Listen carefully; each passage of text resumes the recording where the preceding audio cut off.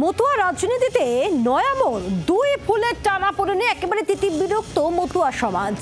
কংগ্রেসের হাত ধরতে চায় মতুয়া সমাজকে, এই প্রশ্ন উঠছে। তার কারণ মতুয়াদের একাংশ তারা রাহুল গান্ধীর সঙ্গে সাক্ষাৎ করার ইচ্ছে প্রকাশ করেছে এবং অধীরের দ্বারস্থ হয়েছেন তারা, মতুয়া সমাজের প্রতিনিধিরা।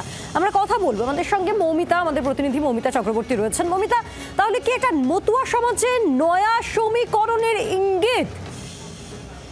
একেবারেই তাই। দেখো, মতুয়া বাড়ির রাজনীতি, মতুয়া রাজনীতিতে একটা নয়া টুইস্টের অপেক্ষায় কিন্তু এই মুহূর্তে সকলকে থাকতেই হচ্ছে। জানো, এই মুহূর্তে রাজ্য রাজনীতিতে বরাবরই মতুয়া পরিবারের টানাপোড়েন, সেই টানাপোড়েন নিয়ে নানান রকম আলোচনা হয়েছে, নানান রকম চুলচেরা বিশ্লেষণ হয়েছে এবং সম্প্রতি যে ঘটনা ঘটেছে সুব্রত ঠাকুর বনাম শান্তনু ঠাকুর, তাতে কিন্তু দেখা গেল যে সেই ঘটনা চলাকালীন একটা নয়া মোড়। আজ অধীর রঞ্জন চৌধুরীর সঙ্গে মতুয়া সমাজের তাবড় 4 থেকে 5 জন নেতৃত্ব তারা দেখা করেছেন এবং তারা গিয়ে রাহুল গান্ধীর সঙ্গেও সাক্ষাৎ করার ইচ্ছা প্রকাশ করেছেন। রাহুল গান্ধী এই মুহূর্তে বিহারে যে যাত্রা করছেন, সেই যাত্রাতেও যাবেন বলে আমরা জানতে পারছি মতুয়া সমাজের এই প্রতিনিধিরা। শুধু তাই নয়, রাহুল গান্ধী এই বিষয়ে সম্মতি জানিয়েছেন, তিনিও মতুয়া সমাজের এই প্রতিনিধিদের সঙ্গে দেখা করবেন।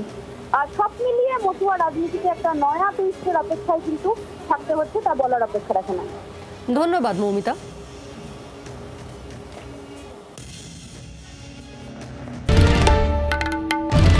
বাংলার আওয়াজ, বাঙালির আবেগ, জি 24 ঘন্টা।